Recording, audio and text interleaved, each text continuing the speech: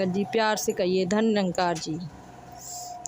महापुरुषों कहते हैं दुआओं में वरदान छुपा होता है और बरदुआओं में अभिशाप। साथ संगत जी, बहुत पुराने समय की बात है। एक राज्य में राजा रानी रहा करते थे। साथ संगत जी, उस समय राजा लोग शिकार करते थे तो राजा शिकार करने के लिए चले गए और रानी जी अपना घर का कार्यभार संभाल रही थी। तभी एक भिखारी भिक्षा लेने आए तो रानी जी ने भिक्षा देने से इनकार कर दिया। भिक्षुक ने भी श्राप दिया और कहा, आप जी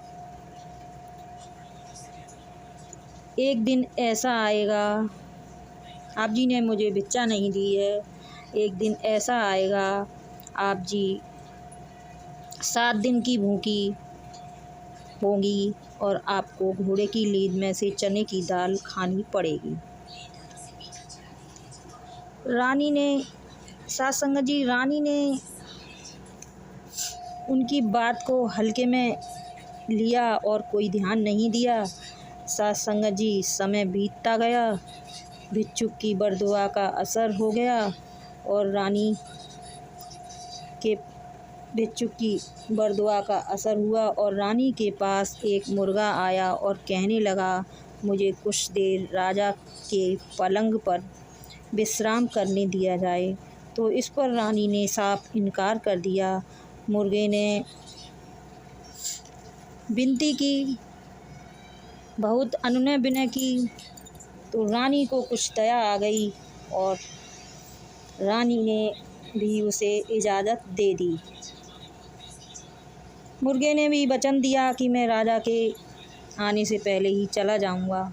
रानी भी निश्चिंत हो गई और मुर्गा विश्राम करने लगा और रानी अपने काम धंधे में लग गई और इस बात का उन्हें ध्यान ही नहीं रहा। इसी उपरांत मुर्गा प्राण छोड़ गया, मृत हो गया। जैसे ही राजा जी शिकार करने के पश्चात घर पहुँचे, दरवाज़ा खटखटाया तो रानी को याद आया और रानी जी घबरा गईं और जल्दी से राजा के कमरे में गईं और पलंग पर देखा तो मुर्गे को मृत हालत में पाया। रानी ने जल्दी पलंग के नीचे मृत मुर्गे को छुपा दिया। इधर राजा जी के दरवाजे पर इंतज़ार कर रहे थे।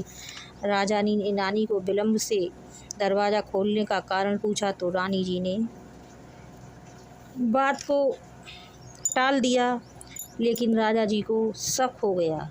उन्होंने चारों तरफ नज़र दौड़ाई और उन्हें मृत मुर्गा दिखाई दे गया। तब तो राजा जी ने रानी को क्रोधित होकर घर से निकाल दिया। रानी जी निकल गईं। भूख प्यास से तड़पते 7 दिन बीत गए और रानी जी को वही दिन आ गया। रानी जी ने 7 दिन की भूखे होने पर घोड़े की लीद में से चने की दाल निकाल कर खाई।